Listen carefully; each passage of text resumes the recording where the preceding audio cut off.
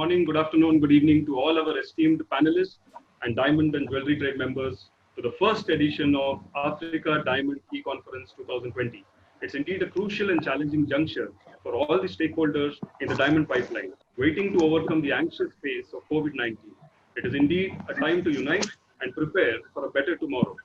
How better will it happen unless through dialogues, deliberations, and conclusions? The Africa Diamond E-Conference is just this. Today, we are going to hear important industry leaders from the continent deliberate and discuss the road ahead for the entire industry that is destined to immensely help the sector understand and sustain their respective businesses.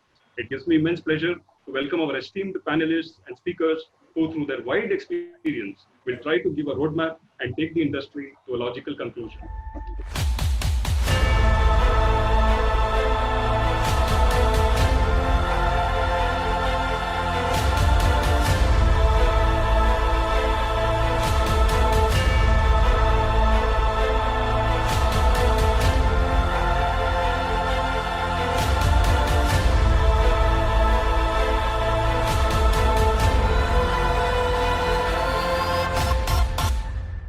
Panelist to give a keynote address is Mr. M. Matela Masire.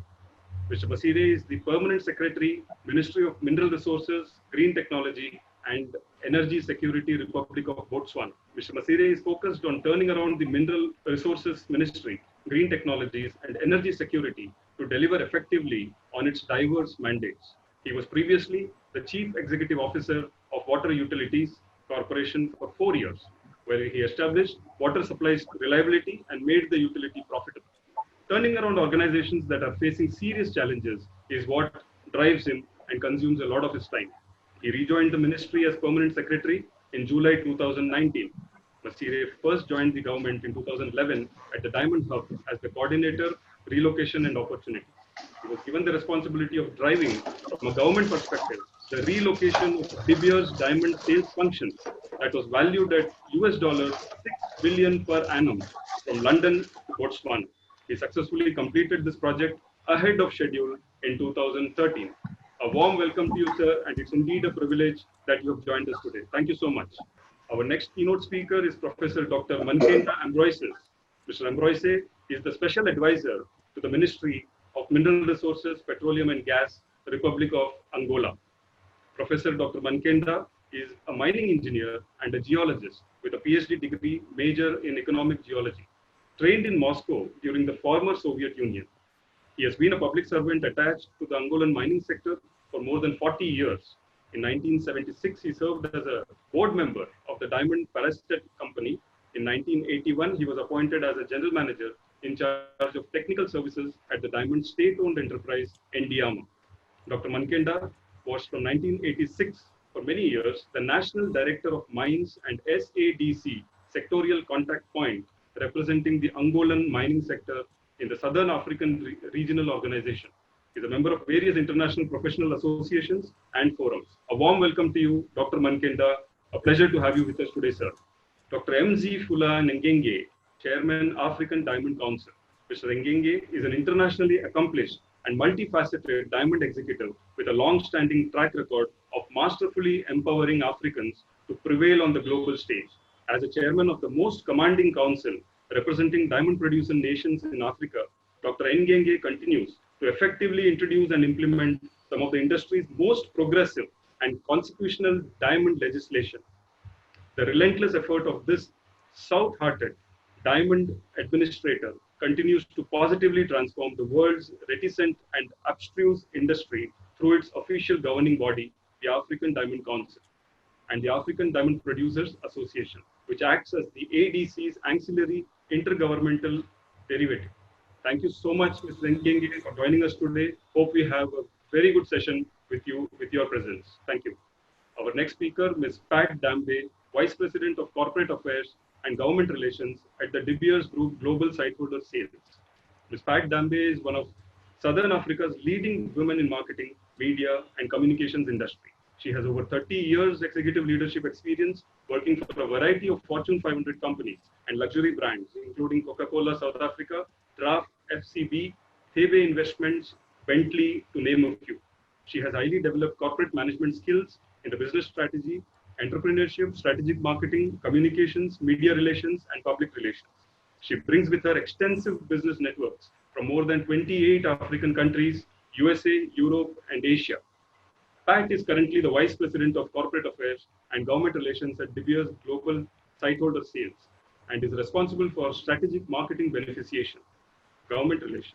Her primary role is to protect and promote the brand and reputation of the DBGSS and natural diamonds and support the commercial interests of the business with external and internal stakeholders.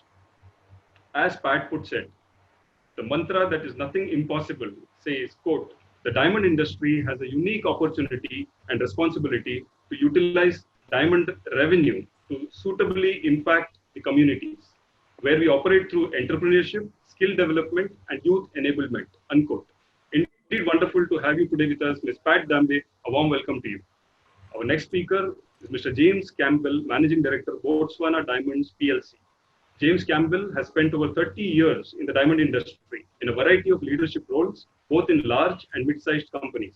He is currently Managing Director of Botswana Diamonds and also an NED with Shefa Gems. Previously, he held leadership roles at Rockwell Diamonds, Stellar Diamonds, Lucara Diamonds, African Diamonds, West African Diamonds, and De Beers, where he spent over 20 years with notable appointments including General Manager Exploration and Nikki Oppenheimer's personal assistant. James is also chairman of the Leadership Development NPO Common Cause, South Africa.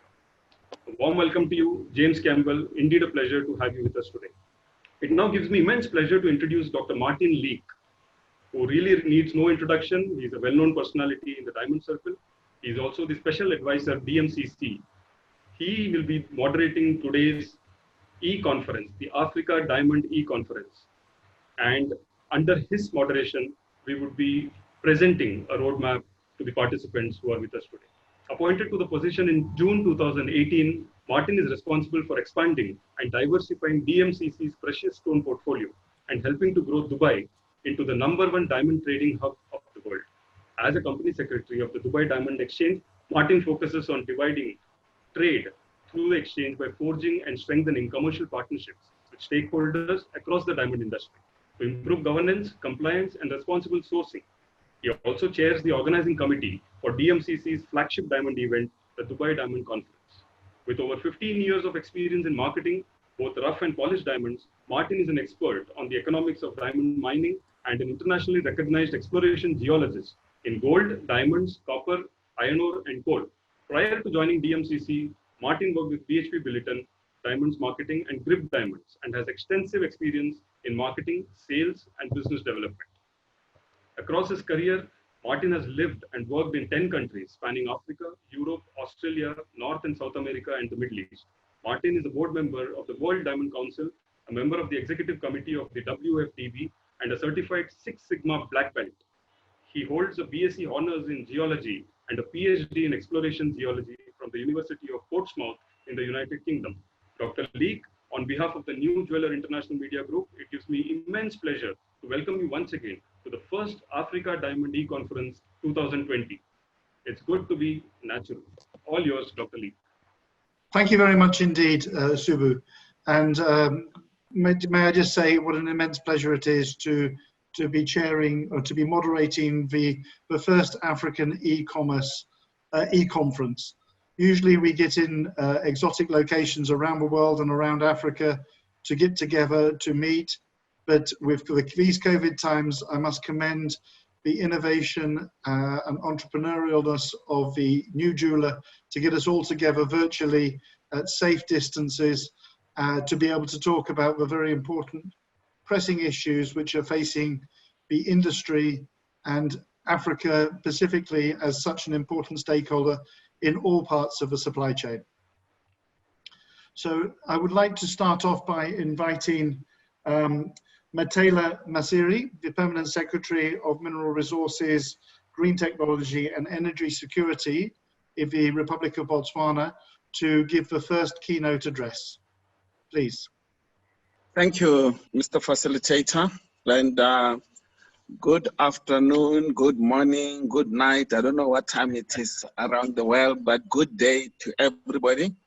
And Special greetings to my colleagues and fellow panelists and the organizers. Thank you for giving us an opportunity to use technology to be able to communicate during these challenging times. I'll be very brief and make reference to today's conference. As Botswana, and in my personal capacity as a permanent secretary, I'm honored to have been asked to say a few words at this very prestigious event. Recognizing the need to have such a conference and the partner stakeholders is in itself a recognition that we are a global player.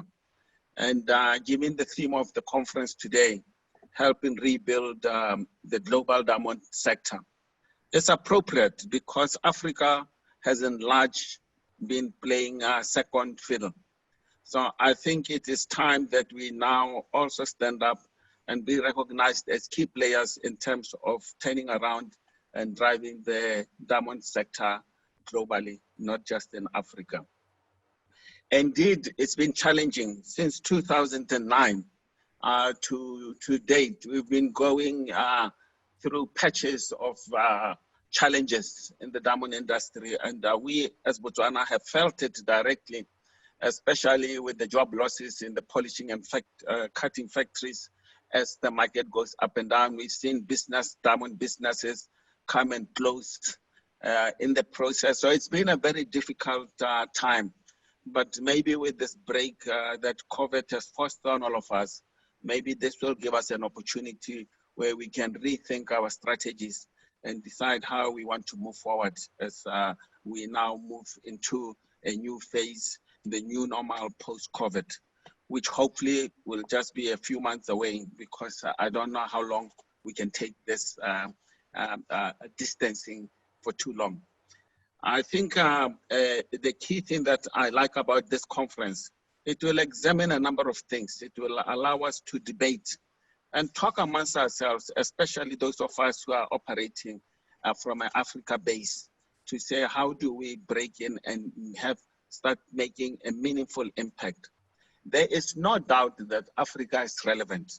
So that is not the question, because Africa plays a major part. We know that as producer countries, we account for about 40% to 44% of all the diamonds that are out there. So clearly we cannot be overlooked, but clearly things are not operating optimal. We need to look at a number of things and look at how we can diversify and make the diamonds work better for us. How we can diversify our approach so that we don't just play on the as producers. We do more than that. We get into the beneficiation space. But more importantly, we have to work together to find out how we can impact and be taken as a force as Africa, so that together we can start not necessarily pushing our weight around, but such that we make sure that we also get the maximum benefit out of the diamonds that are coming from our lands. I think the other thing that we need to look at more closely is to try and see whether we can play more in the other parts of the value chain, such as cutting and polishing. When you look at the situation, I don't know what percentage we account for, but it's very small. So I think there's so much opportunities. So what do we have that is a strength that we as Africa can put forward? As I said, first of all, we contribute significantly amongst the major producers, the likes of Angola, Botswana, Namibia, South Africa. They're all in Africa. So this shows that collectively we can do quite a lot. We have a fairly strong population. We could create our own internal marketing to some degree, not necessarily to replace the likes of America, but to get our people more active.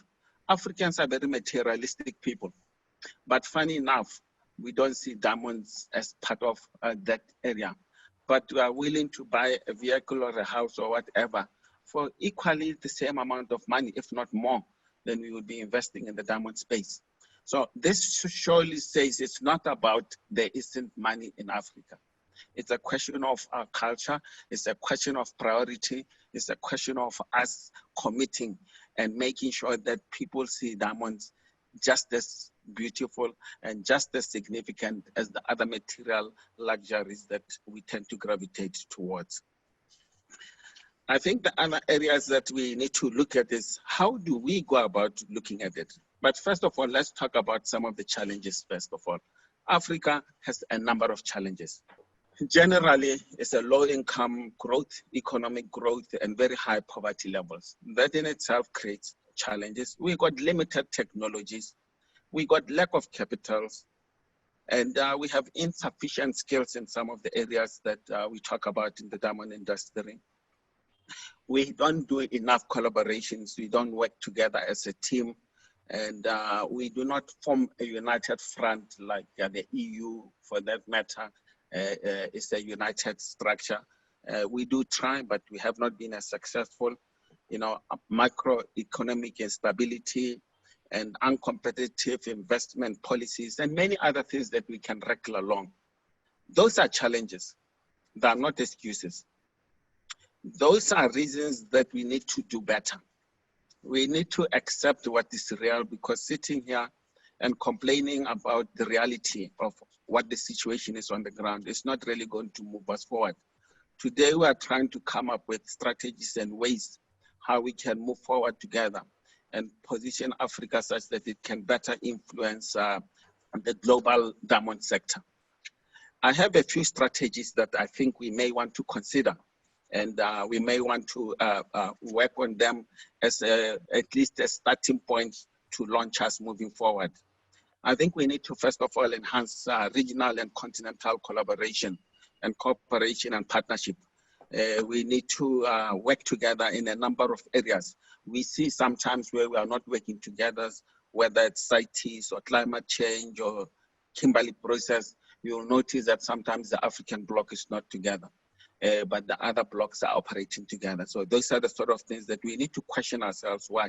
I'm not suggesting that every time we should all get together and say we are one party, but where it is necessary and where it's going to progress us, let's see how we can leverage on it. We must subscribe to bodies that promote democracy.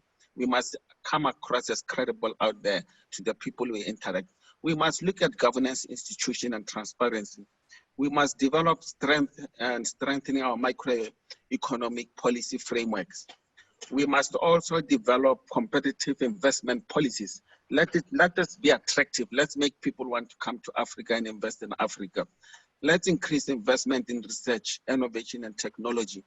As I say, a lot of money is available in Africa. It just not always channeled the right way into the right areas.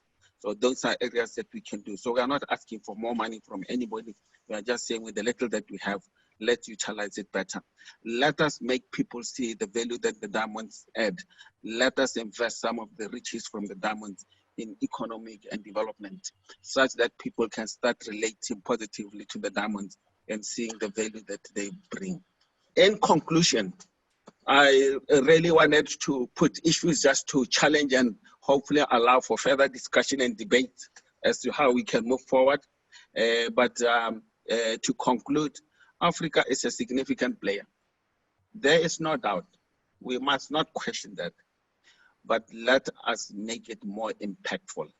Let us make sure that Africa gets the value and gets the mileage that it can get from the diamond industry and help the whole diamond industry move forward. The other issue that I think we need to do is, like I said, let us see how we can improve our skill development. Let us involve our community in the diamond industry. Let us educate and make sure that Africans value and appreciate the diamonds just as much as they appreciate the other material goods. And let us make Africans feel the value that the diamond has in terms of developing and growing their nations. Thank you, ladies and gentlemen. Thank you very much indeed. A very powerful speech, a very realistic speech about the challenges faced, but also a positive speech about the opportunities that lie ahead and the importance that Africa plays in the whole of the diamond supply chain. Thank you very much. So I'd like to call on our next keynote speaker, Mr. Dr. Manteiga Ambrose, Special Advisor for the Minister of Mines in Angola. So, Dr. Manteiga, if I could pass over to you for a few words. And good evening to all the participants. Ladies and gentlemen, on behalf of Dr. Diamantino Azevedo, the Minister of Mineral Resources, Petroleum and Gas of the Republic of Angola, it is an honor to be invited to deliver a keynote in this very important Africa Diamond E Conference. Allow me to express our gratitude to the organizer of the conference for inviting Angola to attend this event, where we'll discuss the future developments and the focus on African diamond mining economy. This conference is indeed a very important event because we live in the challenging times and the turbulent world when buff, rough, and the polished diamonds, including jewelry, are affected by the COVID pandemic. In Africa, diamonds have been mined for over 100 years, and the continent has the most prospective geological terrains for discovery and mining diamonds. Currently, the African continent supplies substantial quantity of diamond in the world market. Diamond remains the most significant mineral in the mining operation in Angola. Thus, Angola is amongst the major diamond producing countries in the world. Angola ranks amongst the 4 top and 5 top on diamond on the values and carats, respectively. According to the Kimberley process data, in 2019, Angola contributed to the world market 7% in carats and 9% in value. Currently, the Angolan diamond production comes from kimberlites and alluvial deposits, the first one representing 98% of the total production of the country. In this session, allow me, the participant, to present and share with you some policy decisions that the Angolan government has taken over the last 2 years, with a view to implementing changes within Angolan diamond mining sector in general and the diamond industry in particular, as well as how do we approach the COVID-19 impact. Ladies and gentlemen, let me begin the most important issue, the new governance of Angola, the new model. Angola has extraordinary appreciable mineral potential, and mining sector is a key priorities of the Angolan mining sector. This sector has a great investment opportunities since the country has one of the largest and the most diversified mineral resources of Africa. Apart of diamonds, the list of known minerals occurring in Angola includes gold, iron, manganese, and many minerals.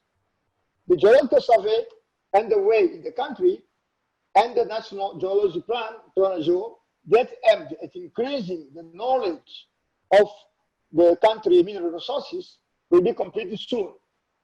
The construction of 3 new laboratories for chemical analysis is also ready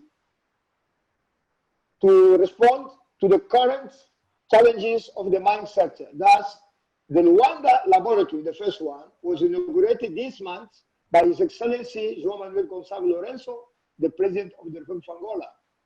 On 26 March 2020, a legislation establishing a new governance model for the Angolan mining sector was approved.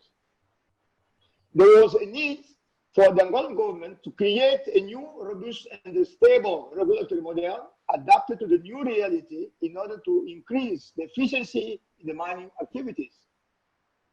The new governance model reduces direct participation of the state in the mining activities, enhances the role of private agents in the mining sector, but the focus of the Ministry of Mineral Resources, Petroleum and Gas is now restricted to a strategic orientation function. And then the state companies will concentrate the business on their own core business. Therefore, the new governance model of the mining sector can be summarized as follows. We have the President of the Republic of Angola is the overall supervisor. The Minister of Mineral Resources, Petroleum and Gas with the responsibility to coordinate, formulate the strategic vision and control the activities mining in the sector, and to guarantee the rights of investors in the mining sector. The Minister of Finance, with the responsibility to carry out the auditing of the accounts related to the mining sector. The Geological Institute of Geology is a public institution responsible for geological investigation of the diamonds and the mineral resources in the country. The National Mineral Resources Agency, public institution with the responsibility to promote, regulate, and monitor the mining sector, as well as to negotiate and manage the mineral investment contracts. The Indiana state-owned company whose core business is prospection and mining of diamonds. Sodium, state-owned company responsible for management and the regulation of the diamond trade in the activities in Angola. The Kimberley Process National Commission, with the responsibility to implementing the international certification scheme of the Kimberley process of the diamond produced in Angola. In line with this governance model, as expected results, we believe that the enabling environment investment becomes very attractive to the player with interest in the mining sector now and next year. Dear participants, let me introduce to you the new legislation on the trading of rough diamonds in Angola. In Angola, diamonds are the second leading export for the country behind oil. That the Angolan government has adopted a policy in order to diversify dependence on oil industry. The newly approved policy with more progressive approach establish an effective and transparent system in the process of buying and selling rough diamonds in Angola. The main objectives of the new diamond trading policies are: first is to ensure greater investment attractiveness in the diamond industry. Second, to promote the cutting and polishing of rough diamond activity in the country. And last is to ensure price stability of rough diamonds, as well as to implement diamond purchase and sale modalities. And the main objective of the new regulation on the trading of rough diamond and semi-industrial mining are the follows: to define the classification and valuation category and the criteria of the rough diamonds, to establish the rule and procedures and how to sell the diamonds, and also to avoid the illegal immigration and illegal mining of diamonds. From the last year, the Angolan artisanal and small-scale mining activities are being reorganized at the model we call semi-industrial mining as a cooperative. There are two modalities for the sale of rough diamonds in Angola. First is sites, the second is auction and tenders. For the sale by sites, the location of the rough diamonds production is defined as follows: allocation by producers of 60% with production to be sold at any buyer. Allocation of 20% through Sodium to be allocated to the cutting and the polishing diamond factory, local one. And allocation of 20% to the Sodium to be sold freely at the market through the contracts. In 2019, two tenders were organized, of which one was in January and the second one was in November. In 2019, again, 3 diamonds cutting and polishing factories were established in Luanda, and more factories will also be established in other provinces. Angola is building a diamond development hub in Sauribu City, located in the east of the country, with the main objective to promoting the enabling and the polishing industry. The hub is divided in 2 main areas: commercial area, which includes shops, food courts, banks, offices, convention center, and the second area is the industrial area, which includes mainly the construction of cutting and the polishing diamond factories. Angola will launch soon the Angolan Diamond Exchange, and the main objective will be to promote a platform that places the use flow of diamonds under the same organization. There is a roadmap foreseeing action to be carried out up to December 2021. The Angola government has recently embarked on a campaign to attract private, foreign, and national investment and is looking for companies who wish effectively to invest and do good business in the country. Now, it's my privilege to invite and make an appeal to you. Rose Diamonds is your focal business to put Angola in the first list of your priority in investing in the rough, polished diamond industry as well as jewelry, and we will provide you with all necessary support. Dear participant, let me introduce you our big and current problem. COVID-19 pandemic impact in the diamond mining, polishing, and jewelry industry. Here, I will present you some aspects impacted by the coronavirus. The coronavirus negative impact still needs to be fully evaluated in the diamond pipeline. This deadly disease locked down the world economy. This pandemic is gaining momentum in Africa, and the COVID-19 deaths begin to rise in the continent. Due to the coronavirus pandemic disease, most of the diamond markets in the world were forced to close or reduce their activities in more than 50%, especially buying and selling diamonds, cutting and polishing, and the retailers. In the jewelry segment, there was a complete suspension of activities in order to avoid crowds of people. In Angola, the COVID-19 impact has been largely approached by the Ministry of Mineral Resources, Petroleum and Gas with the support of the government. The focus of the Angolan total diamond production in 2020 was 10 million carats. But due to the COVID effect, was reduced in 20%. It means that this year, the expected production will be around 80 million carats. During the lockdown period, since the end of March to the end of June 2020, were taken some measures in mines to keep social distance and implement biosafety measures, as well reduction of operation and workers up to 50%. The COVID-19 impact seriously affected the country diamond production and export in the first half of 2020. Thus, the total production capacity could fall by 15 to 20% as a result of the lockdown period. Ladies and gentlemen, in terms of perspective related to COVID-19 impact, the second half of this year remains uncertain and bad. The situation will depend on the confinement plan of the economy to accelerate changes in the diamond mining, polishing, and jewelry industry, taking some substantive position. The coronavirus pandemic has disrupted the world, and businesses are searching for future trends and strategies in post-COVID-19 world.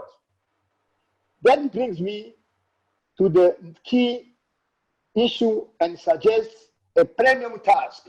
For the time being, nobody knows how long the coronavirus impact is going to last for, and what more damages it will bring to the diamond mining, polishing, and jewelry industries, unless someone in this session has a special crystal ball that allows you to predict the future with tangible solution and strategy to be adopted, as the discovery of our diamond coronavirus vaccine. If you do, please share with us what the future holds so that we can be better prepared for the challenges ahead. In closing, having said all that and taking into consideration the points to be discussed during this session, I sincerely hope that all of us will enjoy and find this conference to be a very interesting event with the aim of contributing to a common agenda for action to rebuild the global diamond sector. I thank you very much and look forward to our discussion. Thank you very much, especially interesting about the new policies coming out of Angola and the clarity around the Diamond Hub concept and the new distribution models. I'm sure that everybody listening has taken note of that, and I'm sure we will see questions later on about that. But thank you very much, and also echoing all our concerns, I think, about the global health crisis going on at the moment with COVID. So moving forward from the two keynote speakers who I would like to thank, I would like to start off with a panel discussion, and note that all the speakers will be available for questions and answers during this panel's discussion. But I'd like to start off by where it all begins, and I notice that there are 3 geologists on this panel, 3 geologists on this conference, which is unusual. But I've been a geologist, Mandeka been a geologist, and also James been a geologist. And James, I'd like to start off with you on the exploration side. And exploration, as we all know, is where it all begins. You have to discover diamonds. We always say when you want to see elephants, you go to the country.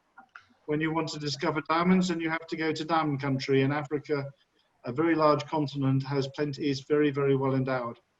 So, James, can I just pass over to you and ask you to just give a quick overview of the exploration process, about what you look for when you're starting projects, and how that process operates until you choose where to spend your money, how you raise your money for exploration, and what the ultimate goal is. So James, if I can pass over to you, James Campbell. Thank you very much indeed, Martin, and thank you very much indeed for the conference organisers for organising such an important virtual conference.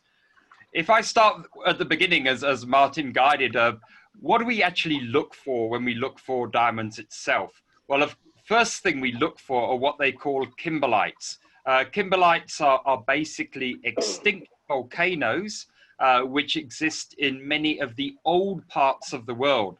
And indeed, Africa is host to many areas of what we call craton, or old parts of the world, particularly Southern Africa, Central Africa, and West Africa, but also Canada and Russia too.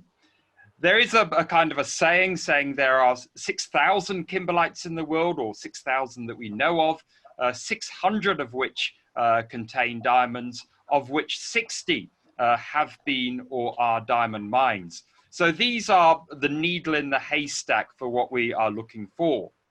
How do we look for them? We use technologies such as geophysics, sampling, geochemistry, drilling, bulk sampling, and we start the process from maybe just the desert in the Kalahari, for example, all the way through to finding the kimberlite, assessing the value of the kimberlite itself, feasibility study, and through mining. So what kind of companies actually do this? Well, they're obviously majors and juniors. And I was fortunate to spend half of my life with a major and now the second half with a junior. However, most of the exploration discoveries are typically done by the juniors, and many term them the exploration arm of the diamond industry itself. However, there are not many of us around at the moment, and I'd like to touch on that when I conclude the talk around what Botswana Diamonds does. There were many more of us around before the global financial crisis. The typical focus of exploration, though, is Canada and Southern Africa. So the most difficult part, possibly, is raising money. Once you've got a bankable feasibility study, or you have a mine itself, then you can raise bank finance, and there are many different forms of finance available to you. But when you're an exploration company like Botswana Diamonds, where your investors are basically relying on 3 things: the ability of management, the technical risk of the area, and the political risk, and I want to touch on political risk. It's basically a judgment call. And my chairman has got a great saying. Essentially, we're looking mainly at the 3 Fs: friends, families, and fools, because they're the kind of people who would invest in companies such as these kind of companies. However, there are good margins to be made. One of my previous companies, African Diamonds, which basically led the development of what is now the Karowe mine in Botswana, the original shareholders made 25 times their money. There are three main stock exchanges which we look to raise the money on: the Toronto Stock Exchange, the Australian Stock Exchange, and London AIM. And just a little note for discussion, panel and everybody, is that local stock exchanges, and we're listed on the Botswana Stock Exchange and London, whether they be the Botswana Stock Exchange, the Johannesburg Stock Exchange, are notoriously very poor for raising exploration and development capital. And if I'd like to now to quickly move on to political risks. So what do investors look at aside from management track record? And I'm fortunate to have led the development of at least 3 different diamond mines. Technical risk, it's political risk. Number one, which is absolutely critical, is security of tenure.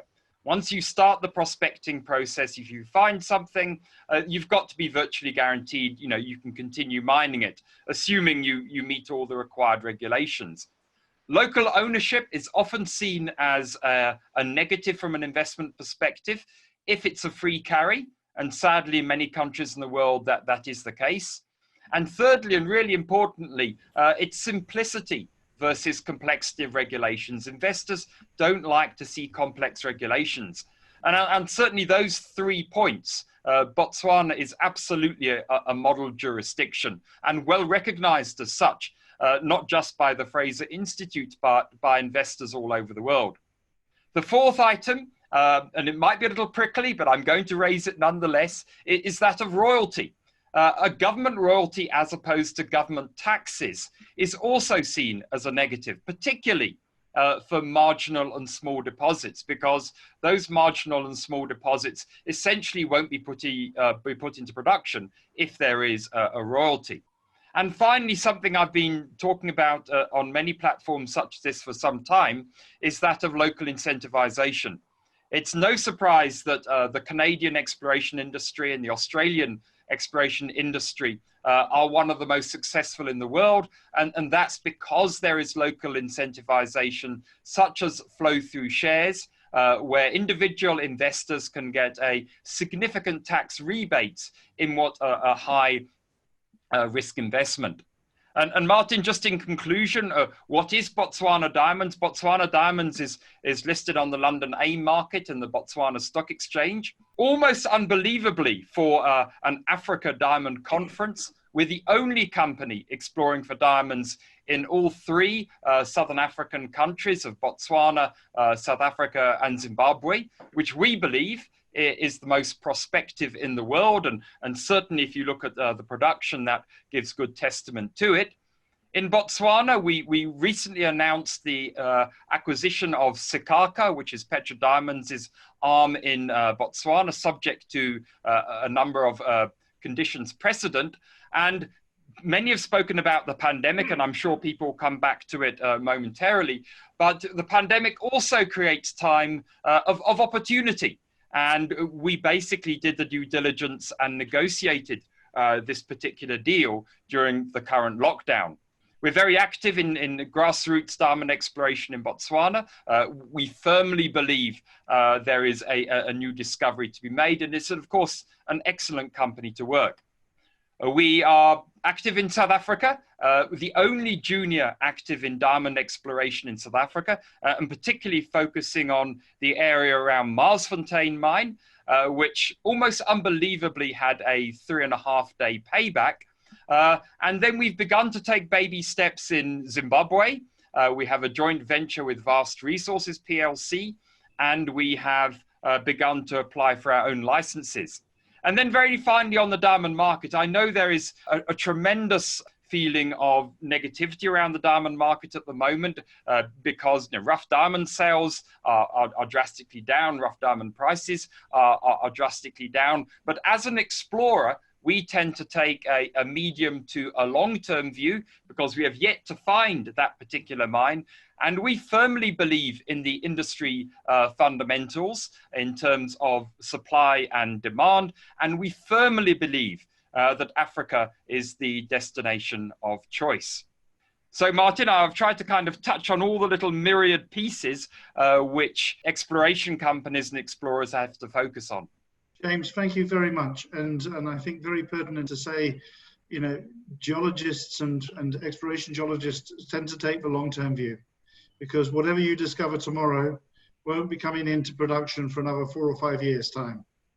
And one of the risks I see actually with the diamond industry is the lack of exploration being done for diamonds, and who is going to be finding the next diamond mines in 10, 15 years' time. So thank you, James, and congratulations on your recent acquisition of the Botswana project. I'd like to now move over to Dr. Mzee Fula Ngenge to talk about how the whole of the African diamond continent operates together. Mzee, you are the chairman of the African Diamond Council, which has been operating since 1999, and you have a Pan-African view of how things are operating. And we heard very passionate keynote speeches from Menkeda. Please, can you give us a bit of an overview of how you see things from the African Diamond Council perspective when you take a step back and look at how everything fits together? Well, after listening to the three presentations, James, Metla, and Menkenda, I'm convinced that there's a grave disconnect. And my job is to kind of jump in the middle to make sure that these three individuals will have an understanding of what each other's objectives are. The ADC was initially established to promote and protect excellence and integrity in the African diamond industry. And since then, the ADC has effectively worked as the diamond industry's most active and forceful mechanism to facilitate fair trade between the public and private sector. The sole criteria for membership is just that they're an African diamond producing country. And to be more specific, we're referring primarily to those African nations whose economies are heavily dependent on rough diamond exploration, mining, ore processing, sorting, selling, cutting and polishing, together with rough diamonds for export that are classified as industrial, as well as gemstones originating in those countries. So we primarily act as a think tank, a defense mechanism, and also as a revenue generating and recovery organism. So I like to be able to position myself to listen to the perspective of Menkenda in Angola, to basically communicate what those objectives are, and listen to someone like Metla to kind of get a feel for what their objectives are, and to make sure someone like James has a clear understanding of what those rules and regulations are. And I try to fuse that to make something positive happen so that they can all walk away from the table knowing that they have a deal that they can be proud of and something that can produce a very positive and lasting type of impression. Thank you very much. Tell me, are you working with exploration companies to encourage more exploration to be done in Africa? As well as, how are you working with the midstream, the cutters and polishers, to encourage them to operate in Africa and to make sure that they can operate in a profitable way in Africa? When you look at a setting like the mining Indaba in South Africa, the annual mining event, for example, I do see diamond producing countries kind of get involved, and they make presentations. They're not always understood. They don't always get the reception that they're looking for. And when it comes to cutting and polishing, I do feel that South Asia is a major contributor that should be more active in Africa in terms of setting up training facilities. And Menkenda mentioned the Diamond Hub in Sarimo. This is a very promising project, and we'd like to see international players come and make a contribution into helping that become a huge success, particularly in the cutting and polishing area. Yeah, thanks. I'm definitely going to be coming back to that. The third panelist is Pat Dambe from De Beers. And Pat, tell me, how do you see the COVID situation has impacted Southern Africa, Botswana specifically, the De Beers operations, and how do you see this disruption that's going on really affecting what we all like to talk about when we talk about sustainability and the future of the communities in which we all operate and the industry in which we operate in? Thanks, Martin. First of all, it's good to be here and be the only female amongst a lot of astute gentlemen. And I really believe that before we start talking about COVID in itself, I think that I'd like to take a slightly different perspective from my PS, who is an incredible futuristic strategist in terms of where we're going, and Dr. Ambrosio and Dr. Ngenge, and say a couple of things about moving away from the vertical thinking into the lateral thinking. And the reason being is that diamonds at the end of the day are all about the female. And I think it's important that we talk about sustainability. And I always say that sustainability is a very feminine attribute. It's a very feminine and maternal position for the industry in particular that it needs to adopt. And I really believe that COVID has created that position where sustainability has become the forefront. 3-4 years ago, you could talk about sustainability amongst our industry and people were like, yeah, but that belongs to the social performance side. And now I really believe that it's become the spinal cord for where we are, particularly as a result of the pandemic. So COVID itself can be looked at, and I think one of the panelists talked about it, it can be looked at negatively or it can be looked at as an opportunity. And I think that the disruption right now will allow us to really think about what is important and looking at both business, investor relations, as well as environmental, social, and governance as a key component to that. And I just want to take the liberty to speak about what I think is important in terms of that value. May I do that, Martin? Is that okay? If we can just delve a little bit deeper into what disruption means. You know, as I said, we can look at it as adversity. But I think the opportunity for the industry right now is to think differently.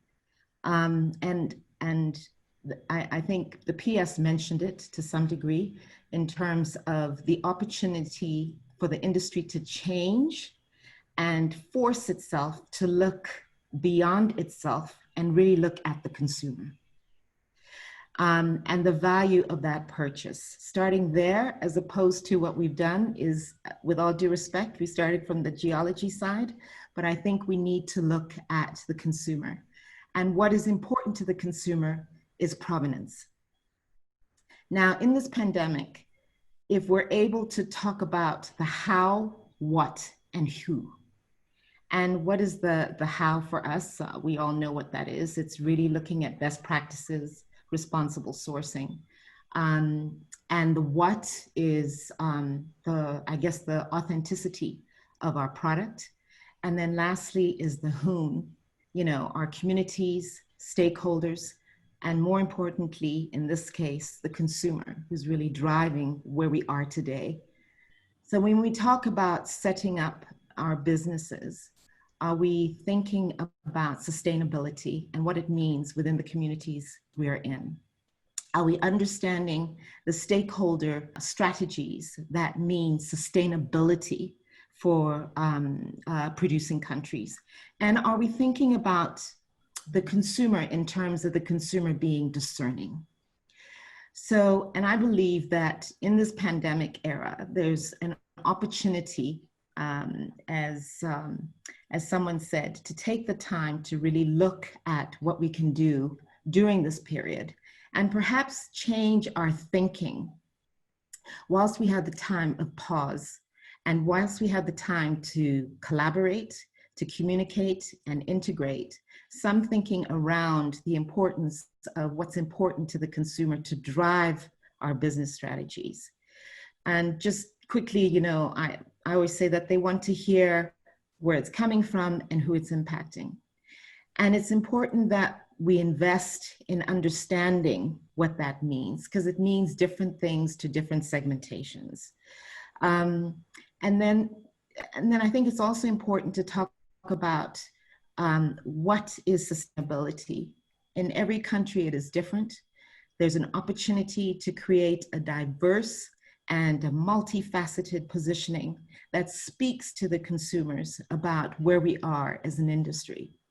So I think that if we look at, with all due respect, synthetics, okay, who really believe that they are in a position to speak to our consumer, I say this. I say provenance is the most important thing to a consumer. Who are we impacting? And what is the give back to those consumers is really key.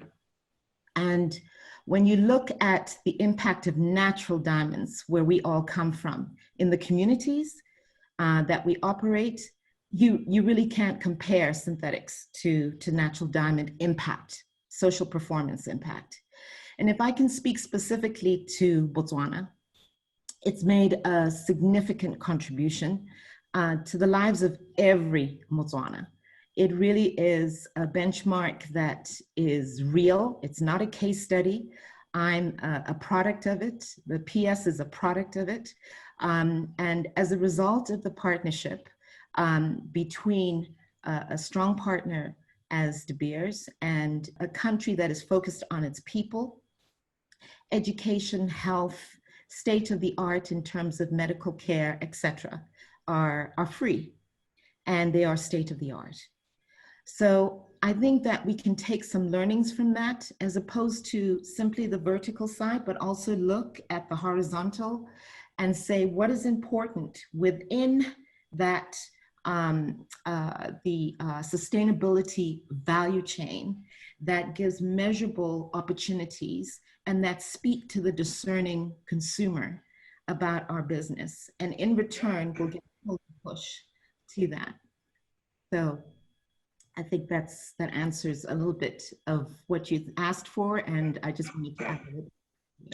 Thank you very much. And very interesting that you raised the question of lab-grown diamonds, where, you know, it is there, it's a legal product, and it is competition.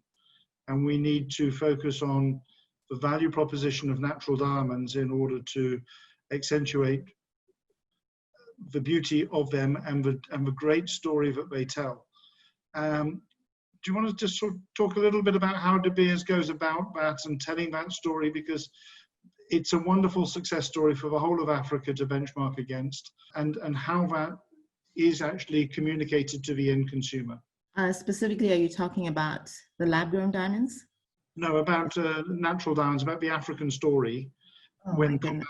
Well, there's a lot to be said about the history of De Beers and the partnership with Botswana. It has been, and I believe, a success story. It is probably the best benchmark of what a marriage or a partnership can be. You know, the forefathers of Botswana were very focused on its people. It's part of our culture, people first and everything else after. So, and I think you can see that with the success that Botswana has had in terms of the COVID response to date. And then, of course, having a lead technical partner as De Beers is, it's created a partnership of respect, a partnership of accountability, a partnership where there's a real understanding of what a corporate citizen needs to do and deliver over and beyond the operational and technical side, and focus on what's important to the country in terms of what we call building forever. And this is going over and beyond the business itself.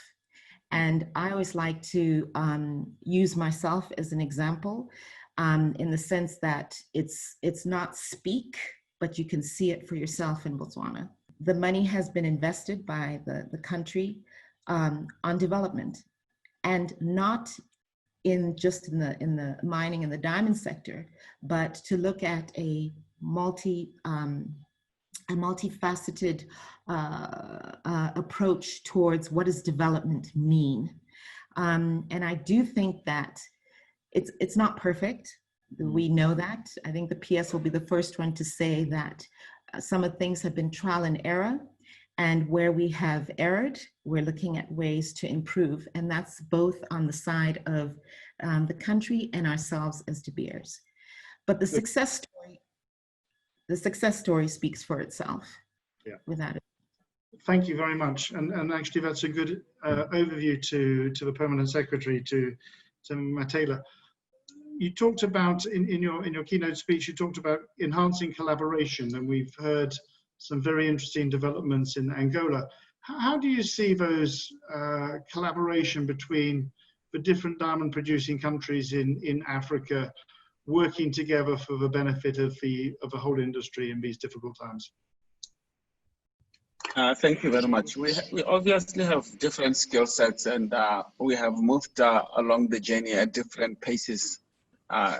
So, for instance, when you take what we have been able to achieve, both from a mining point of view and more recently in terms of delving into cutting and polishing and other aspects, and the fact that we have the facilities and the ability to handle and aggregate or sort for other players is in itself an opportunity, because as the other nations are coming on, especially the newer ones who are just starting and starting to venture, obviously we are a destination where we could work together with assisting them.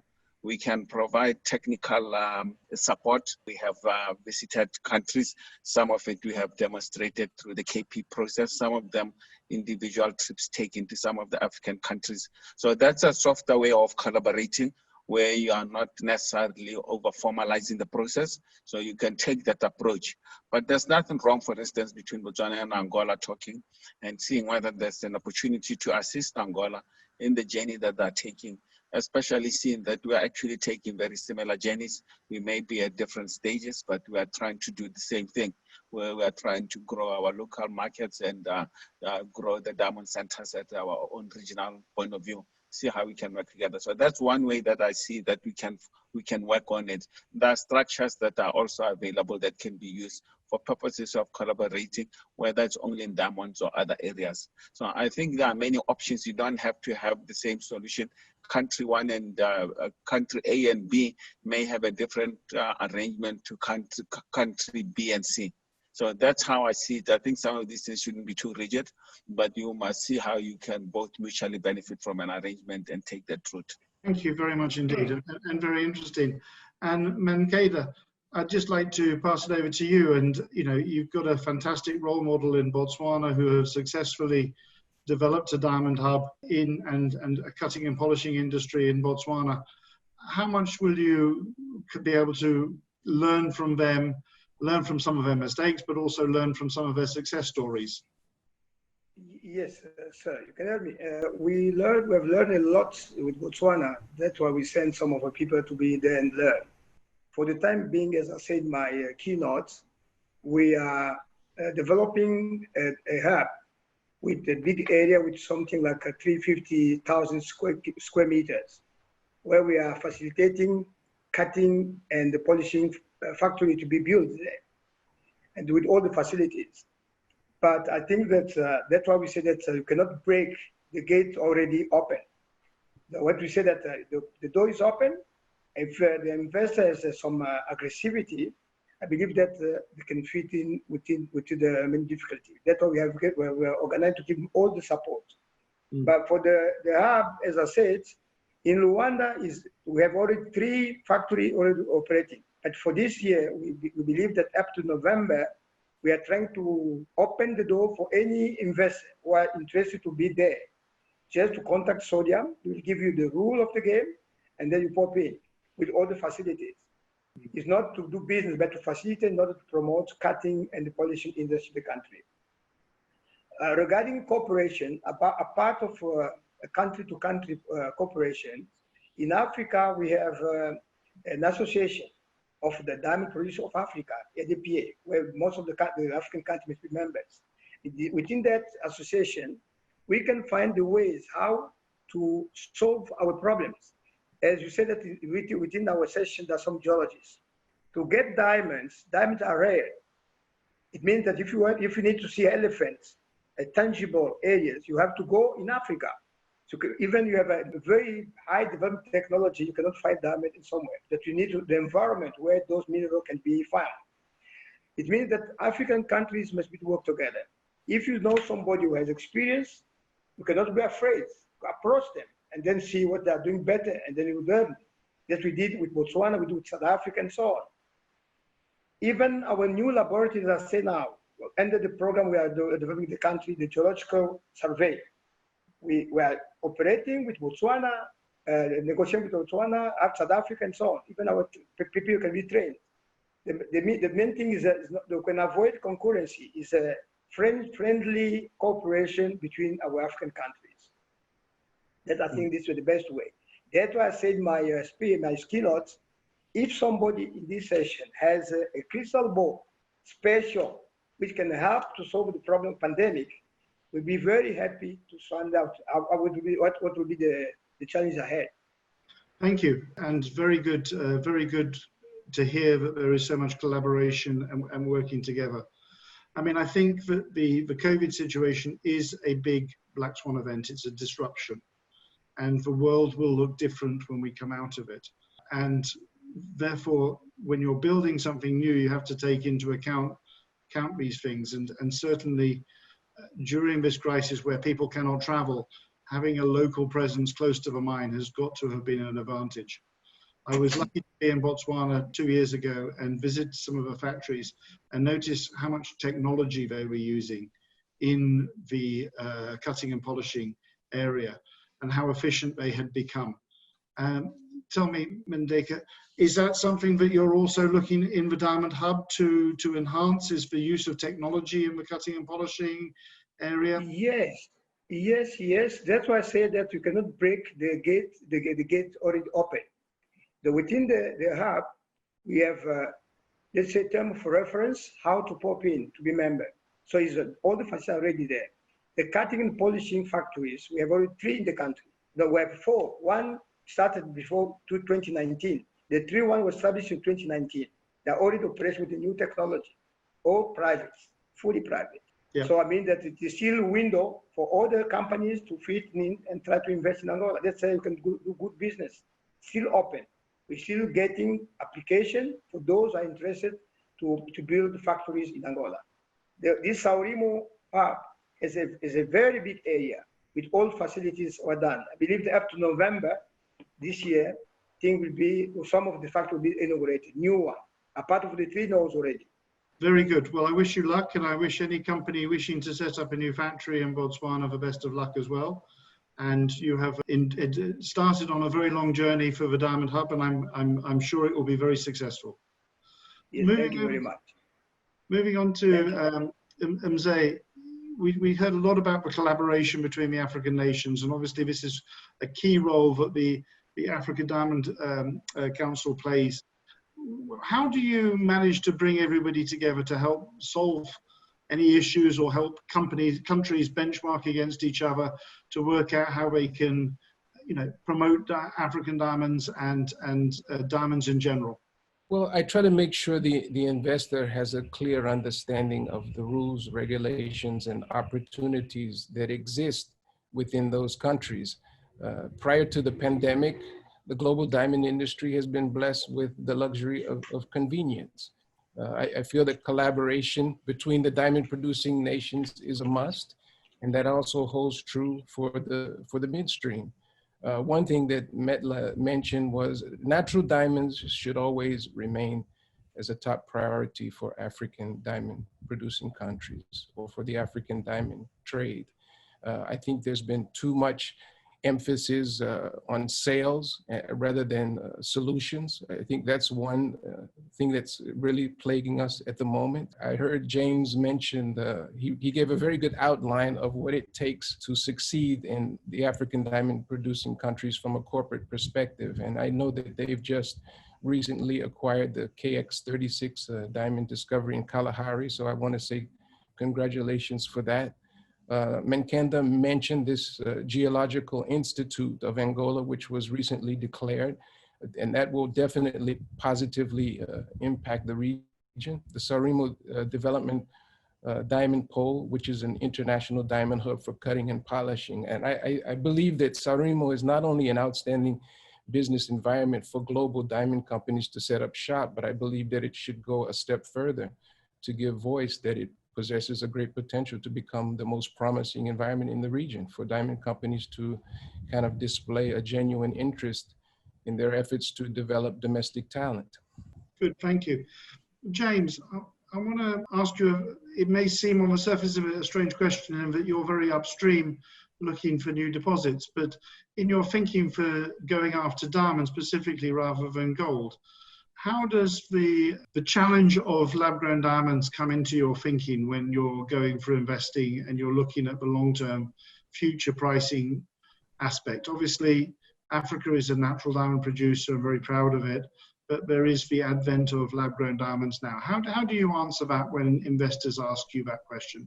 Martin, I'd like to address it from two particular perspectives. Firstly, the kind of investor who would be interested in our kind of company would obviously have an understanding about the diamond market itself.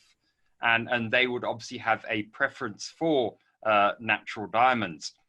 And secondly, they would obviously be familiar with the exploration nature of the stock itself. So almost that debate has kind of passed through as such.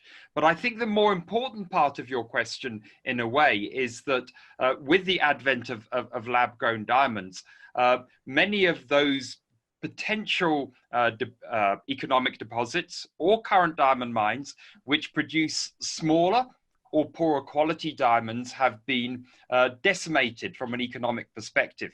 If I just use one example, I'm not kind of throwing it out as anything in particular, because I spent 4 years there at Finch Diamond Mine in the Northern Cape. It's got a phenomenal resource, and it was always seen as being highly profitable with a very long life mine. But it does produce smaller and on average lesser quality diamonds, and it's struggling. And so what we try and do from an exploration perspective, as far as we can, is we try and look at different technologies and different thinking, particularly in the field of chemistry, where we can find diamond deposits which have a greater potential for colored stones, because that seems to be a market which is good and it's rare. And then secondly, of course, larger diamonds and type 2 diamonds, which although have dropped in price, have been able to hold their price a lot more. You're already at the exploration stages targeting the types of diamonds that you can expect to extract out of a mine. Yes, very much so, Martin. If I look at our portfolio in Botswana Diamonds, is that we have projects, for example, in the Free State of South Africa, around the current Koffiefontein and old Jagersfontein diamond mine. And we all know that that part of the world tends to produce larger, better quality diamonds than elsewhere. So we typically try and avoid those areas which has smaller or poorer quality diamonds, although one's got to be incredibly careful. If you look at the Arapa cluster, for example, in Botswana, you've got the high grade, massive, world-class tier 1 large diamond mine of Arapa, which tends to produce smaller, poorer quality stones. Next door to Lucara's Karowe mine and Debswana's Letlhakane mine. So you can't assume that when you go into a kimberlite cluster, that if the first producer is smaller or poorer quality diamonds, the next one next door to it is going to be the same, because they could have tapped the mantle at different places and at different times, although from a geological perspective, it could be quite narrow. But then we're looking at like tens of millions of years as such, rather than hundreds of millions of years. And we're probably going to start to get too technical for the audience. So rather than send everyone to sleep, what I would like to do, what I'd like to do is hand back just briefly to Subbu to introduce Rami Baron, who's been very patient over in Australia. We've just been talking about small diamonds, and I know the Argyle mine in Australia is getting close to closing down, so that's going to make a difference to the industry. But also pass it over to Subbu to introduce Rami to talk about the other side of diamonds, which is the marketing and the selling of polished diamonds and git diamonds. So Subbu, please. Absolutely. Thank you, Dr. Leek. It was a wonderful session, and it gives me great pleasure to introduce Mr. Rami Baron today, who's with us, is the president of Diamond Dealers Club Australia. Very warm welcome to you, Mr. Baron. We have heard of the engine for the diamond economy, that is the mining sector. The second engine, which we do feel, is the pricing platform. And there have been discussions about the existing pricing platforms that existed and is existing. And the industry feels that change is the only constant, because of which a brand new pricing platform was launched by the industry for the industry, which is www.getdiamonds.com. And we have Mr. Rami Baron here. We request you, sir, to speak a few words about getdiamonds.com and how beneficial it is to the industry and what should the stakeholders do to get into the platform. Thank you so much for joining us, Mr. Rami Baron. Thank you very much. I appreciate the opportunity to represent the WFDB, the World Federation of Diamond Bourses, such illustrious company. I think it's very important for everyone to appreciate that the Get Diamond platform, as you correctly mentioned, Subbu, is by the industry and for the industry. And it was created because of, as we know, this COVID situation suddenly refocused and demanded a new perspective on what did the industry really need. And the industry needed a platform driven by the industry, and a platform driven by leaders of the industry who were not driven strictly for profit for themselves, which in everyone's business is fine. But when you're dealing with a platform for the industry, how are you going to galvanize the action? What we can see and what we can share with you is some very interesting statistics to begin with, if I may spend a moment to share this. And that is that in the short period that Get Diamonds is being created, you have today 1.3 million diamonds on this trading platform with a cumulative value of $5.3 billion. We have statistically facts that every day, thousands of members, even though we're in this crazy economic period of COVID-19, are on the platform, using the platform. And this is a platform that was created with members of the industry and members, not just of the WFDB, of the wider industry. We have 40 of the biggest site holders of both Alarosa and De Beers. We have names that I could regale you that you all know. But the importance here, and you ask about, this is the next stage in the pipeline. We appreciate that we had to find a way to reduce the friction from once the merchandise came into the market, how to get it into the hands of diamond retailers. And this is the critical thing, because we have to get the merchandise to the retailers quickly, effectively, and cost effectively, and improve their ability to do business. Because if we don't get it, as Pat so correctly spoke about the consumer, if we don't help the retailer get to consumer quickly, effectively, by the way, I really support your perspectives of the sustainability and understanding, working the reverse engineering of the consumer, but staying on point for a moment, the importance of doing this is critical. And one of our great success that we've just achieved is that we've just managed to bring on Jewelers of America, which has added an additional 8,000 members into this platform. For those who don't know, the World Federation of Diamond Bourses comprises of 29 clubs and almost 30,000 members. And 95% of all the polished diamonds in the world passes through the hands of one of our members. So if you were to think about it as the pipeline that we always talk about, we are at a critical point of that pipeline to add value along the line. And I must say that as the WFDB, we are acutely aware of the importance and the value of the African nation to the diamond industry.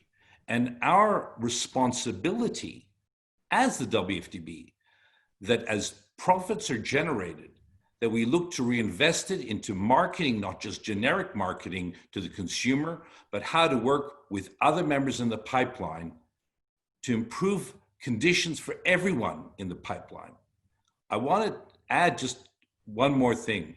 I personally am a founder of a group called the Young Diamantaires.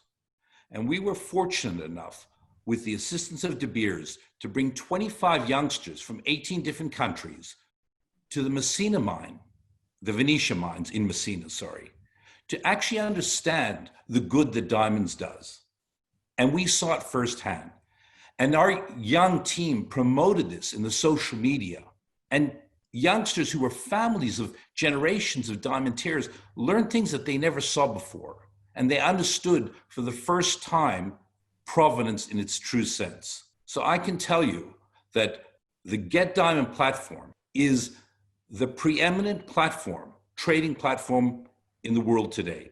And we ask that all of you, and in all your connections, look to point your members and your connections to it to see what an effective platform it is. And to know that the WFDB stands united with you in achieving your goals in the betterment of your people and your policies. Thank you so much. I think this is the right time for the industry to get into an authentic platform like getdiamonds.com. This also gives me something to ask you about the platform, which is run on algorithms and not decisions taken by individuals. Is it true, Mr. Rami? Is the platform run by algorithms and not decisions taken by individuals, which is a huge benefit to the industry members? I think that you have to appreciate that all sophisticated trading platforms today are going to implement a degree of what they call AI, artificial intelligence, to be able to recalibrate itself constantly. But we have to appreciate that these platforms are platforms for trade. In other words, individuals, no one, and I have to emphasize this, no one, and there is no collaboration whatsoever in pricing. This is for individuals to put their goods as they believe they need to, and the market speaks for itself. And we are adamant, and I can't emphasize that enough, that you used previously the terminology about price. The market speaks. We do not speak for the market. But the platform is being written in multiple languages and is being built in a way that people will be able to transact live on the platform. I can tell you that the guys behind it are working 24/7 to make every feature as easy as possible with applications. You can download Get.Diamonds on your iPhone and on your Android. Thank you so much. That's www.getdiamonds.com. Mr. Rami Baran, thank you so much for joining us. My pleasure. And enlightening us about the platform. We have got some exciting questions coming in from the participants. The first question is for Ms. Pat Dambe. It's always ladies first. Thank you for joining us, Ms. Dambe. What is your take on generic diamond promotion?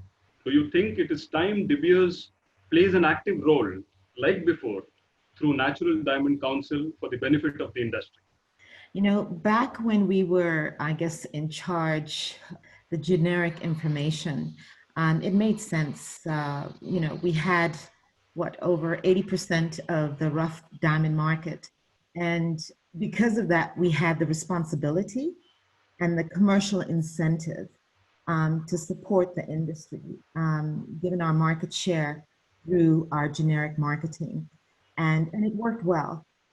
Now, over the years, we decreased our market position. It's moved away from the dominant position and into a position that will allow us to be more competitive. We now hold between 33 and 35% of the market share.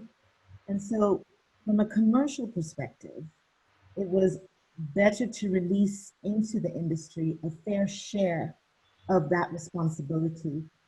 So it would fully represent market partners and other players. So in this light, we have partnered as other producers to create the Natural Diamond Council, where the support for generic marketing is proportional to the market share of the producers. And we're excited to see that recently we have a new CEO, David Kelly, who's just launched a really great marketing campaign focusing on natural diamonds, entitled Owning Natural Diamonds. And I also think it's important to talk about women in that process. I know I speak a lot about it, but I believe that all of you work for women primarily.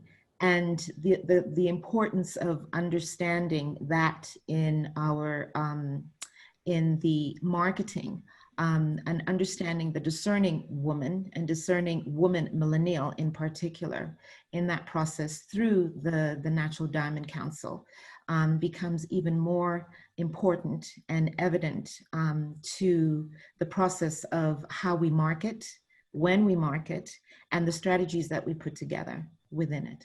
Thank you so much, Ms. Dambe. That was indeed insightful. There is a question here for Mr. Masire. Botswana has been the epicenter of global diamond business. What are the facilities that the government would give to set up diamond trading companies in Gaborone? Are there tax reliefs or free trade zones available? Mr. Masire, would you like to take this up? Thank you. Thank you for the question. Yes, I think first of all, we've got a very attractive tax regime that we do offer, both for setting up or for mining. So generally, our tax regime is very competitive by nature without any incentive as it is. But we also are open to discussions. For instance, during this COVID time, the government of Botswana for 3 months paid the salaries, wages, assisted with the wages for the factories. Also, issues of paying for training levy. We have exempted the industry for the last 10 years not to pay training levies as part of our tax structures. So yes, we do have and we are open, but we believe that incentives alone are not the answer. You have to provide something. Your value proposition cannot just be based on the fact that you give those incentives, because in the bigger scheme of things, they don't really add up to that much. As much as are important, they are attractive, but you have to offer more than what we are saying. So I believe that one of the things that we are doing here is ability to provide the local industry when you set up with diamonds. So this is something that we've also been putting in and trying to incentivize. And those who have been showing more performance-wise, we have been giving them an increase in their allocation. So that's the sort of things that are really more material and meaningful, as opposed to just tax breaks and other things like that. Thank you. Thank you very much, Mr. Masire. There is another question which is for the floor. It is not directed to a particular speaker. What opportunities are available for someone to collaborate and work directly with artisanal miners across Africa? Are there cooperatives that can be contacted for this, or does this have to be done through well-known auctions only? As I said, my keynotes over the last 2 years, Angola was reorganizing the artisanal and small mining in Angola. So what we did, we had 2 years ago, more than 700 applications and artisanal companies, people. So we reduced them at the same level. So we now have 270 artisanals. And now with the cooperative model, we are joining peoples and try to find investors in that matter. So we gave them 2 years to be within the process. During the 2 years, if they didn't manage to be viable in terms of continuity, if they didn't sell the diamond to the country and they were selling outside the country, so they will lose that authorization. Now, for the time being, those for cooperative are seeking, let's say, partnership. Anybody who has capacity, financial capacity, can join them and try to move to small scale mining. So we're trying to avoid this artisanal because it's not really a good job. So we want to move to the small scale mining operations where we can assist those cooperatives to be fulfilled in the country. Now, after this reorganization, the diamond coming from these cooperatives is below 2% of total production. So we need to increase it. So those still open.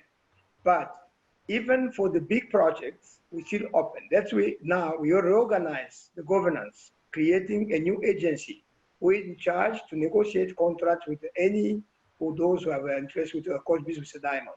So we still open. Artisanal for Africa is not a good business. We need to assist them technically in order to become part of our production.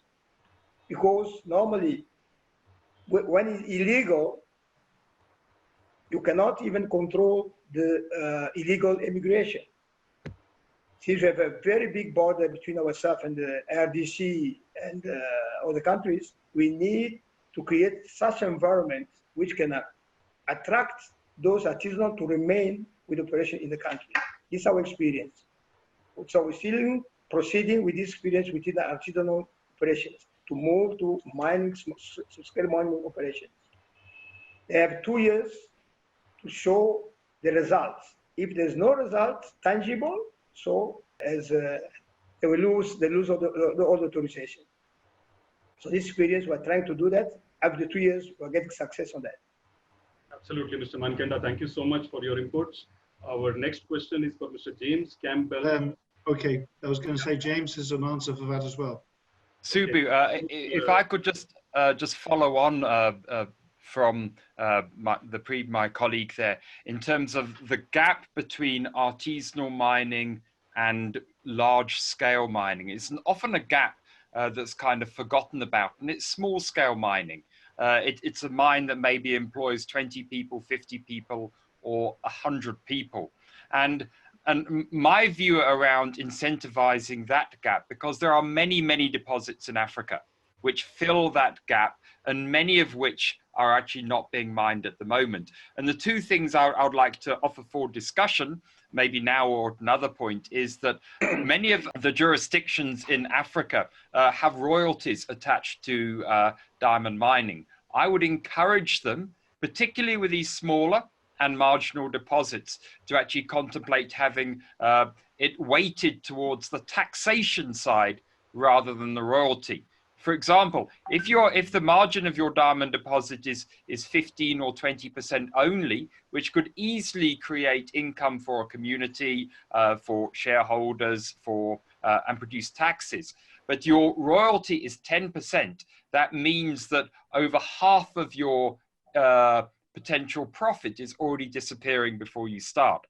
The second thing, and it's something that I would like particularly my government colleagues to contemplate, is there any reason why the governments in Africa could not also provide something like a flow-through share scheme, where they could actually incentivize their local investors to get involved in these kind of small-scale mines, which again are quite risky, and provide them with a tax break. That would then enhance local ownership. It would then make some of these smaller operations more profitable. And as the question was asked, then ultimately benefit the local community as well in terms of jobs, suppliers, and services. Subbu, I think that it would be remiss of us not to mention De Beers Gem Fair, and I'll let Pat talk a little bit about that. Yeah, I just wanted to add to what has been said, just from a De Beers perspective. Gem Fair, as you rightfully say, is focusing on artisanal mining. And in the last 2-3 years, we've really understood what that means. Basically, artisanal mining, as we've understood it, means that a lot of people are employed. My understanding from the statistics is it's about 40 million people that are employed through artisanal. And we are stepping into the space as De Beers very, very carefully, piloting in Sierra Leone, and to make sure that we work every step of the way to make sure that we get this right, because it is an environment that is different from what we've worked in. But we've seen the social impact in the right environment.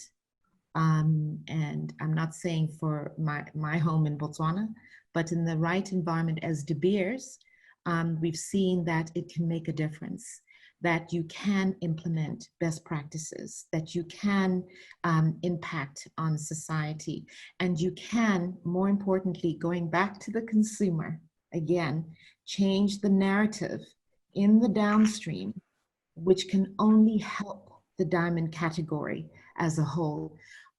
If you create those best practices, because at the end of the day, we're all related. So no matter how small or how big we are, we need to ensure that the industry as a whole works together. As the PS, as Metla had said earlier, really important, and to include artisanal mining in a process that may have a different stream, but needs to be understood and managed and understand that's what the consumer is looking for. And in the case of GemFair, I think about 1.5 million in diamonds has been realized. So it's really important that we bring it into inclusion and realize that it has a story, and the story can be positive, which will support everyone, or it can be negative, which will affect everyone. So we just need to be aware of that. Thank you so much, Ms. Pat. We have many questions coming in through the chat boxes as well as WhatsApp groups. One last question that we would like to take for today's e-conference is from Ms. Nirupa Bhatt. Does African Diamond Council plan to bring African diamonds as a brand and tell story of provenance and sustainability? This could be directed to Mr. Ngenge. Would you like to take this up? No, we're not necessarily interested in bringing diamonds to the market as a brand under the ADC platform. But so it's a simple, straightforward no, we're not interested in that. But I would like to add to what Pat was saying and Mankanda. One thing that we haven't discussed is illicit diamond trafficking. And I wanted to talk about that specifically because it goes into that blockchain conversation. Diamond smuggling is a cross-border phenomenon which encourages the ADC to seek and form relationships with just about anybody that seeks to eradicate this problem. Several of these entities are launched through mining ministries and of each member state. And of course, we do engage civil society partners that enthusiastically seek to accompany us in many of our undertakings. And for several decades, our diamond industry has struggled to make the supply chain more ethical, environmentally friendly, and transparent. So in 2018, Mankenda mentioned there was an Operation Transparency that was launched to combat diamond mining exploitation in Angola, as well as illegal immigration. And this is an excellent example of self-regulation. On another note, industry should be made fully aware that I'm pretty assertive when it comes to advocating blockchain technology. And this is how the ADC is really trying to position producing nations to be a bit more profitable through transparency. And for those of you who require a bit more insight, blockchain technology is a solution that represents a very powerful tool in the fight to kind of defund human rights abuses in the diamond. And we use this digital ledger to certify the origin of diamonds as well as trace the journey from mine to finger. So we are lobbying to make it mandatory even for the KP to integrate corporate developers who have shown some success in designing blockchain platforms. And lastly, there's Ferial Zaruki. She's a De Beers employee. She's also the vice president of the World Diamond Council, who is, and she's played a very significant role in implementation of blockchain within our industry, particularly in Sierra Leone. Absolutely. Thank you so much, Mr. Ngenge. It gives me immense pleasure to state that the e-conference, the Africa Diamond E-Conference 2020, wouldn't have been possible without our presenters, our sponsors. We would like to play a small video to thank our sponsors for having made this e-conference a reality. Once we are done with the video, I would come back to Dr. Leek to have a closing session. Thank you. Today, it is not the strongest that survives, but the most adaptable. The World Federation of Diamond Bourses is constantly adapting itself to an ever-changing reality. That's why we are proud to present Get Diamonds, our new state-of-the-art online diamond center for the industry, by the industry. With Get Diamonds, you get transparency. You get a competitive free market that gets you more business. That's how in 5 weeks, you get a platform with $5 billion in total value.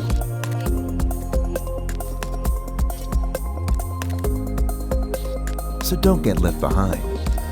Get Diamonds, the biggest diamond search platform in the world.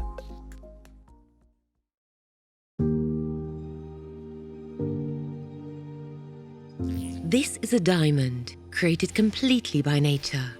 A precious mineral older than life on Earth. We can quantify its value using the 4 C's: color, cut, clarity, and carat weight. But to know what makes it truly special, we must go beyond. At the De Beers Group, we want to share our expertise with those who value these exquisite gems as much as we do. Let us take you on a journey 3 billion years into the past and hundreds of kilometers below the surface of the Earth. This diamond was born from naturally occurring extreme temperatures and crushing pressures. Carried to the surface by deep source volcanic eruptions, it has lain undiscovered for geological ages, until now. With pioneering exploration and mining technologies, we can find and extract it. With expert cutting and polishing, we can bring out its inner light. And with extraordinary knowledgeable people, we can share our passion with the world. From mining to grading, we at the De Beers Group have expertise in every stage of the diamond pipeline. This has given us the tools to build innovative, flexible and enriching courses, both online and laboratory-based, to help you better understand how these stunning gifts of nature came to be. Because if you love diamonds, your customers will too. Go beyond the 4 C's. Discover a story billions of years in the making.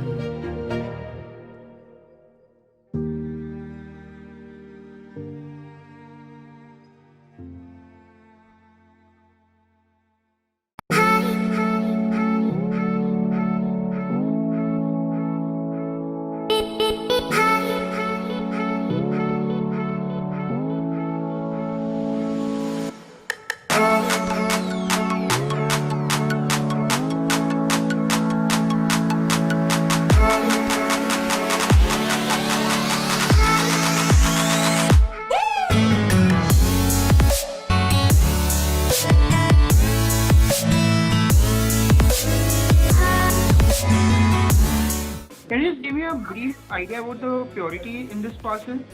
The parcel is similar exactly to the way it was the previous month. Can you see me the heavy PK? Would you like me to weigh this for you? Yeah, can you let me know the pointers, please? How much is the percentage of color? Yeah, can you show me the weak models? And then if there's any other thing that you want him to weigh or to take out, then he can do this for you also. Since you guys are not able to see it, of course, by yourself at the moment, we're trying to give you the maximum confidence by showing it to you in this way.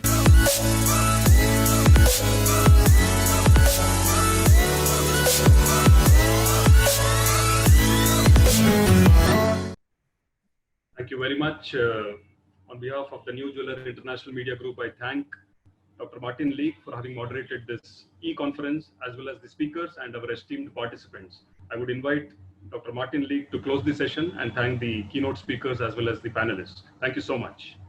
Thank you. Thank you. Thank you, Subbu. And just in summary, I'd just like to say what a fascinating meeting we had. You know, we had a very realistic, strong message from Botswana, from Mr. Masiri, about the challenges that the Botswana industry is facing, but how we can be stronger together, and how many opportunities there are in Africa.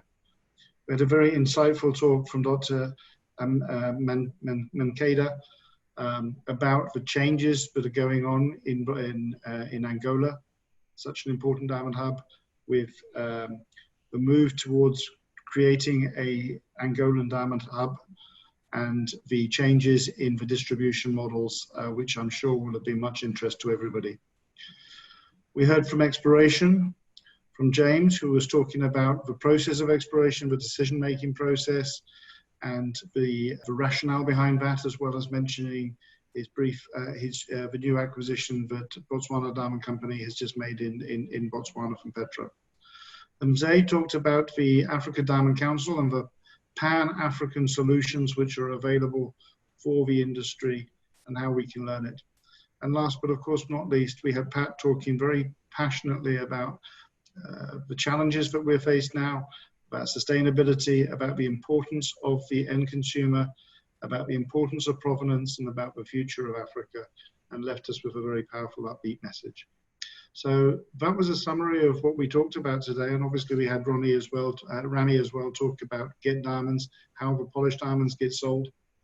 And I think on behalf of the audience, I'd like to say thank you to Nujula for getting everybody together, getting everyone together in this virtual setting, and the innovation that you have shown in hosting this series of webinars. And I do truly hope that this is not the last Africa Diamond Conference that we have. And whilst we are all locked down and being safe at home, we need to make sure that we try to regularly keep in touch with everybody. So on behalf of everybody, I'd like to thank Nujula and also wish everybody a safe and pleasant trip home, which probably isn't far for many people, most people. Thank you so much, Dr. Lee. Thank you, everybody. We will be closing the session, ending the meeting in 1 minute. Thank you very much. Thank you very much. Thank you so much. Thank you. Thank you.